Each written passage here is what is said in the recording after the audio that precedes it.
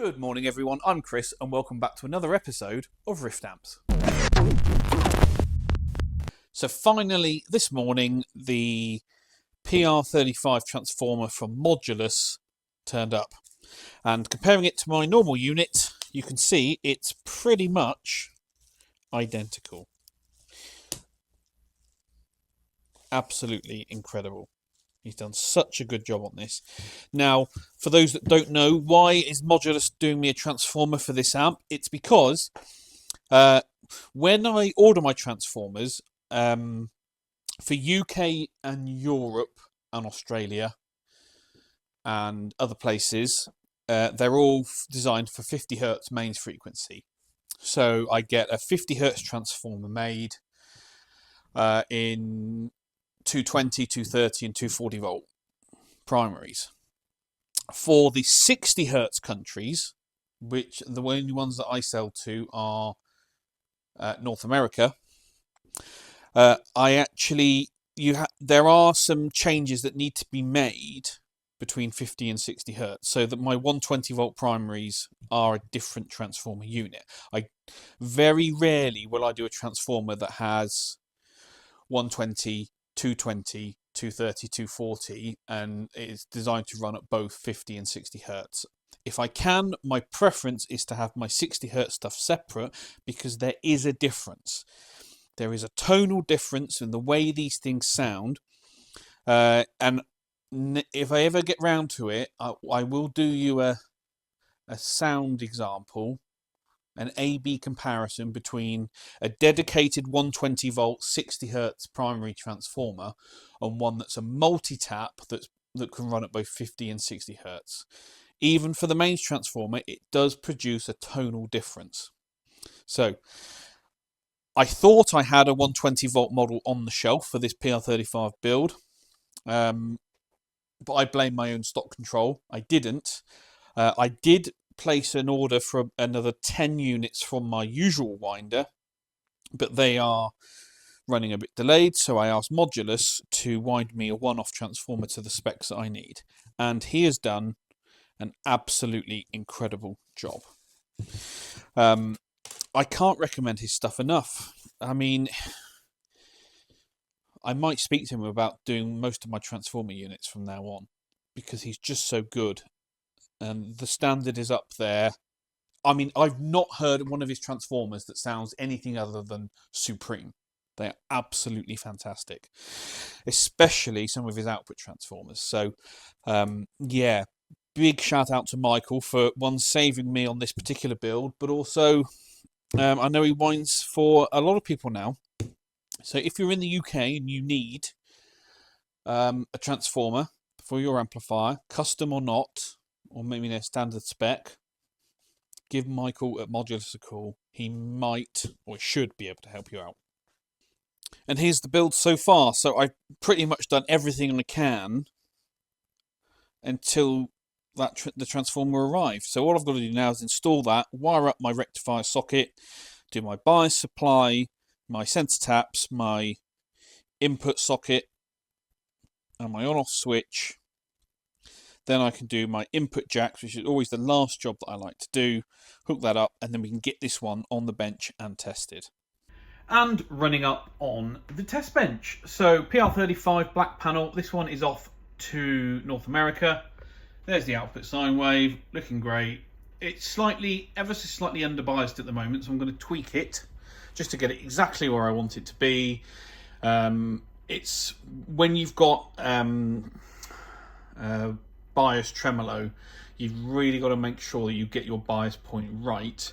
Otherwise you get thumping if your bias is too cold. If it's too hot, the tremolo is too weak.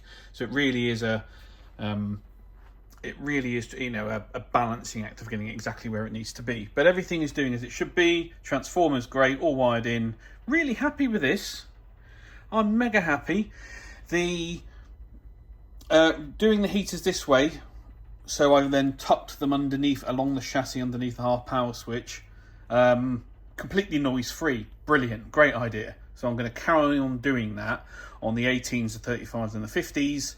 The PR6 doesn't have the half power switch, of course, so I won't need to do that. But yeah, I'm pleased the way that's turned out. It actually looks a lot neater than coming up and along around that way as I did on the last couple of builds. So another improvement found. Apart from that, all good. So give this amp a couple of hours to burn in.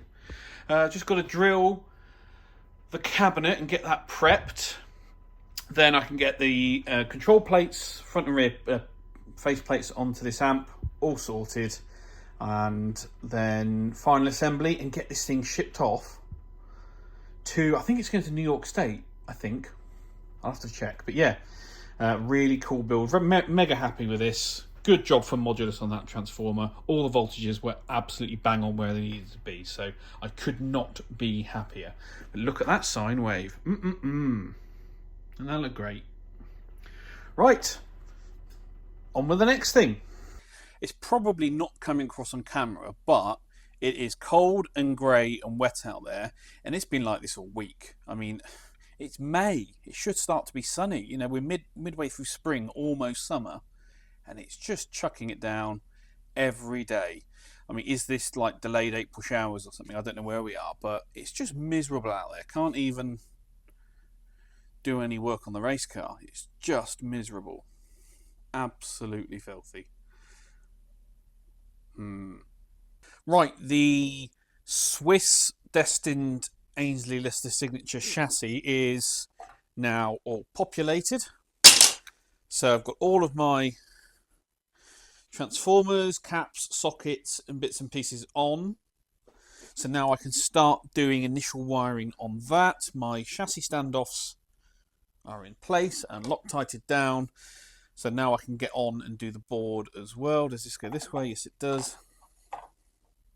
So I've got the spacing on that done quite nicely. What I have done is, even though I do like to mark these out and draw things as I should do, I have decided to do myself a Perspex drill template, not least for anything other than, I still got to mark things out as I normally do, but what it allows me to do is just mark on and just check the placing of things. But I've also finally, rather than doing them after the fact, I've got my board mounts on here as well, so I can draw my layout on as normal, double check that I've got it right with this template, and then just line everything up and make sure everything is square and where it needs to be. So I've actually bought a couple of these sheets. I'm going to do these for a couple of different models. But yeah, that's where we are with this one. The PR35 is now fully burnt in, done, biased up, checked, done, everything sorted. I've drilled the cabinet. I've started the dressing of it. So this one is going to be, it's pretty much done. It's sorted. So that one is off to wherever I said it's going. New York State, that's right. So nothing else to do on that in terms of building it. It's just final assembly. So yeah, really pleased and making just good progress on everything else. Oh yeah, this was the other thing. This is the new prototype that I'm working on. So I've got that populated as well. I haven't got my pots and my front and back panels populated yet, but I've got the chassis and sockets and things in. So I'll be able to make some progress on that. I did actually forget that it's a bank holiday weekend, so we've actually got Monday off. So it's a 3-day weekend for us. So next week, obviously, 4-day week. So I'm going to be another day behind. So I've just got loads to do. I'm actually going to come in on Saturday for at least half a day just to try and make sure I don't fall behind too much and get some other stuff done, because I have got so much to do. Again, it's gone from being quiet, it's gone busy, it's gone quiet again, it's gone busy, it's gone quiet. It's really, big peaks and troughs. It's not stable at the moment. So every opportunity I get, I try and get myself a little bit ahead of the curve. So rather than taking Saturday, Sunday as my weekend. I'm going to take Sunday, Monday, and I'm going to come in at least for half a day on Saturday to at least try and get some stuff done, even if it's just boring stuff. Because the minute you fall behind, it piles up really quickly. In terms of repairs and things, the only one that's really outstanding now is the Cornford. I gave it a play test this morning, and ever since I sorted the bias out on it, it seems to be much better. Much better. The EQ still seems to be a little bit weak compared to where I think it should be. Same as what the customer said as well. But the weird gain thing on the second channel definitely isn't as bad as it used to be. So I'll be honest with you, I'm really struggling to find anything majorly wrong with it. Seems to be all right. So, but I'm still going to go through it. Got to get it right for the customer. Absolutely no point in giving it back to him if it's not where it should be. So, yeah, it's taken a little bit longer than I expected, but it was the fourth amp in the queue, and they were all quite big repairs. We had the Matt amp, the Tone King, the Rambler, and then of course the Hellcat. So yeah, that's the last one to get done. The Heathkit. Right, yes. So I remember that particular model. I can't find anywhere online the alignment instructions for it. Now, I used to own that particular model years ago, and I had the initial build docs somewhere. So I've got to go up to my storage unit and rummage through all my old boxes and stuff, see if I can actually find the paperwork for it, because without those, it's going to be very difficult to do an alignment, because unless somebody's got them and can help me out, otherwise we're going to be struggling to do an alignment on it. I have powered it on. I've done all the basic voltage checks. There is the schematic available online, but there is no alignment instructions in the original build docs that you can download, which is unusual. So anyway, I powered it on. It does receive a signal, although whether it's the aerial that I was using or whether it really is in dire need of an alignment, I was struggling to pick up even some of the more local transmissions. So we need to make progress on that, but the customer's not in a rush for that at all. Not an issue whatsoever. So that's the Heathkit. And yeah, what was the other thing? Oh yeah, cabinet's on its way for the Dexter build. So Dexter's almost done, almost out the door. Happy with that. And I've got just 1 million amps to build. God, it's so busy. Ugh. So yeah, let's see how we get on. Right, I've just been sorting through pedal enclosures, and I've actually found some enclosures that are pretty rough. Okay, first off is this Elysium enclosure. This has got the smooth finish, not the rough one, but as you can see, it's got a nasty scratch right down the middle. So it's not A stock, it's not B stock. We're going to call this C stock. All right. If you're okay with it, I'm quite happy to build that up, and someone can have that. So you can have a C stock Elysium, which I'm going to list on the website. So there's only one, first come, first served. If you want the C stock, it's going to be a really good price, heavily discounted. But it's a shame to let an enclosure go to waste just because it's got a scratch on it. So that one is up for grabs if anyone wants that. And I also found, I don't remember this one because I thought I'd used all my enclosures up, but this is another C stock 69 fuzz enclosure. Again, it's not B stock, it's worse than B stock. So the issues with it are, there's a hair underneath the lacquer there. Can you see that? In fact, there's quite a few bits and pieces. There's a scuff scratch there. And if you, hopefully this comes across on camera, but the whole print, I think this enclosure slipped when it was being printed, and the whole, see, everything's moved up slightly. So you can see it's folded over the edge at the top there, and there's a bit of a border at the bottom. So usually that'd just be a reject, but we can still build the the circuit into that. So again, if somebody doesn't mind that and those defects, I'm quite happy to build that up and someone can have it. So I'm going to list both of these on the website, and I'm not going to do so until Sunday when this video comes out, or probably a couple of hours after this video comes out. I'll put the listings live. And if people want me to build them either the 69 fuzz or the Elysium in one of the C-stock enclosures, I'm more than happy to. So let me know what you think. If you want one, you can have it. Well, that's it then, guys. Thank you very much for watching once again. If you saw on Tuesday's video, we did it. We hit 3,000 subscribers. Absolutely amazing. Thank you. And I think that's my first YouTube achievement. They actually sent me an email to say congratulations, which is just insane. You know, I still can't believe that many people tune in and watch me waffle on and see what I get up to. Couple of bits of housekeeping. So a lot of comments lately again, obviously new people to the channel. First things first, this is not a tech channel. I know I've said it 100 times for those that watch regularly. This is not a tech channel. This is simply a show and tell, what I get up to each week here in the workshop. If you want more techie stuff, there's other channels for that, you know, and I'm not offended if you decide to tune into them rather than me.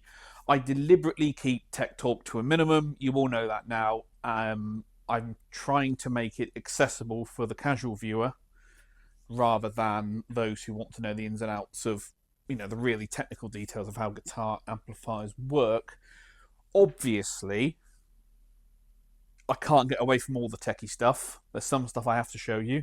But, you know, I always try and simplify it to make it understandable, at least to a reasonable point, right? So, a lot of you have been asking me to give opinions on other people's amplifiers. Now, it's a difficult thing because I can only really comment on the stuff that I've seen or actually had in the workshop myself. You know, if you send me pictures of an amplifier, I can comment on it, but until I think it's fair to say I can't give you a full, genuine response until I've actually seen something in person. So it is difficult for me to say whether I think an amp's good or not, you know, if I haven't played it and I haven't been inside it myself. So that's, you know, that's a tricky one, really.